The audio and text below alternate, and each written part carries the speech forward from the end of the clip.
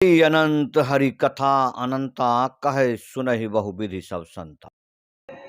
ऐसा निष्कर्ष है, एक ऐसा स्लोगन है, एक ऐसा श्लोक है जो सनातन संस्कृति के भक्ति के मार्ग को निचोड़ कर रख देता है। बेगूसराय जिला अंतर्गत बलिया प्रखंड क्षेत्र के सदानंदपुर गांव में शुरू किए गए एक गोष्ठी जो कि हनुमान गोष्ठी था, मुझे ये जानकर आश्चर्य हुआ कि 41 साल गुजर गए।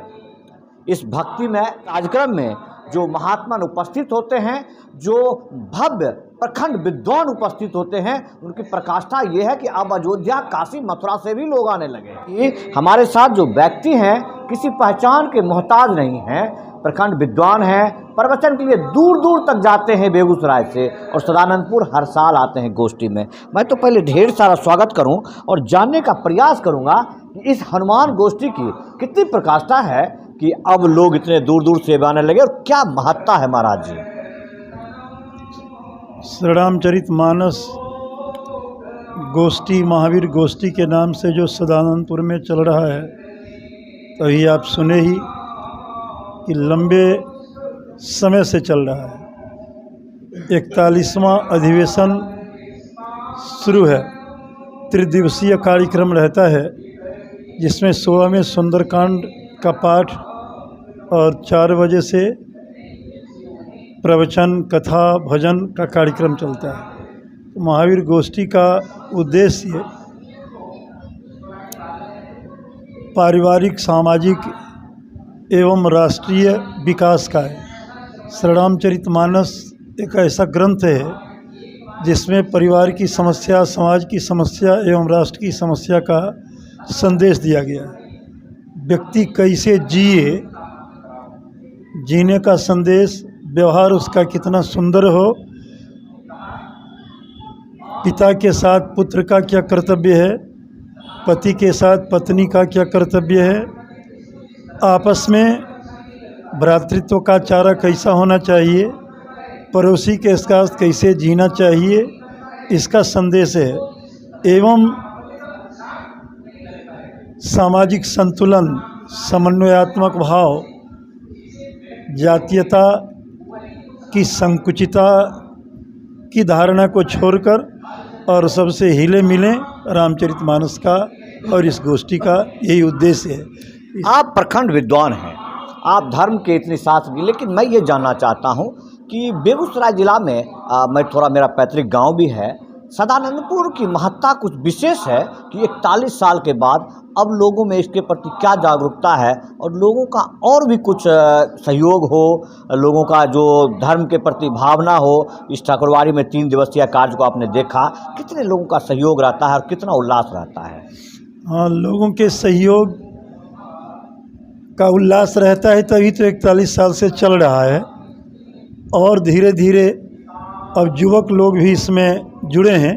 अभी तक तो बूढ़े पुराने लोग ही जुड़े हुए थे, लेकिन अब युवक समिति भी तैयार हुई है। इसलिए आशा है कि यह कार्यक्रम चलता रहेगा और हनुमान जी की कृपा से आगे बढ़ता रहेगा। कर्म के क्षेत्र में युवकों का धर्म में भी आस्था रहना ये बड़ी बात है। अच्छा, सदानंदपुर गांव के बारे में जरा आप बताएं कि जब कभी भी आप यहां आते हैं, क्योंकि एक ऐसा गांव जहां 4 राम जानकी मठ है, 9 से 10 शक्तिपीठ है, उसके अलावा भी ऐसे कई सारे बहुत सारे मंदिर हैं। उसके हिसाब से लोगों की जो ये गोष्ठी है, इस गोष्ठी में वर्षोत्सव 41 हो गए हैं, तो इसको और कैसे बढ़ाया जा सकता है और लोगों का इसमें क्या सहयोग चाहिए? इसको बढ़ाने में सबसे पहले तो लोगों की श्रद्धा और सम्मिलित होकर आने का सहयोग चाहिए। आएगा उसके बाद ही इसका विकास होगा। सिर्फ पैसा दे देगा उससे विकास होने की बात नहीं है, तो वहीं तक रहेगा। जब स्वयं आएगा, स्वयं श्रद्धा और बढ़ेगी तो इसको और बढ़ाने काम करेगा, और विद्वान लाने का भी काम कर सकता है और ग्रामीण लोगों को भी संगठित करने का काम कर सकता है। अपना शुभ नाम बताएं। रामानंद दास, रामायणी, स्थान सिंहवा, रामदीरी, बदलपुरा, पचम्बा, अयोध्या। इतने सारे बताने के बाद महाराज जी बेगूसराय के जाने माने एक मठ के रामदीरी सीमा जो कि लभरचक में है, उस मठ के महंत जी हैं और प्रखंड विद्वान हैं। लेकिन यहाँ की जो बात है कुछ गांव के लोग यदि कहें, हमारे साथ चचा जी हैं एक, अब मैं उनसे जानने का कोशिश करूँगा कि उनको कैसा लगता है कि अपने गांव में इतना सुंदर एक गोष्ठी का वर्कोत्सव होता है और इसमें लोग का कितना सहयोग होता है। चचा यहाँ आबै छे और लोग कि नहीं वीर बड़का महाराज जी शिकायत करलखुन कि लोग और नहीं आबै छे खूब? ये तो अपने गांव के लोग बहुत कम आते हैं, अगल बगल के गांव के लोग बहुत आते हैं यहाँ, लेकिन गांव के लोग बहुत कम मात्रा में आते हैं। हाँ, ये इनका ग्रामीणों का भी शिकायत है कि पड़ोस के गांव जो दूर के ढोल सुहान होते हैं, ऐसी भावना हो जाए। एक और महाराज जी हमारे वो वृद्ध हैं, मैं इनसे जानने का प्रयास करूंगा कि धर्म के क्षेत्र में जो कि 40-41 साल से चलने वाला सुंदर गोष्ठी का जो वर्षोत्सव है, ये क्या लगता है कि इसको और मार्गदर्शित किया जाए और अच्छे ढंग से बढ़ाया जाए? इसको बढ़ाना तो चाहिए ही, क्योंकि धर्म के बिना तो एक मिनट भी व्यक्ति जीवित नहीं रह सकता है। धर्म के बिना एक मिनट भी व्यक्ति जीवित नहीं रह सकता है।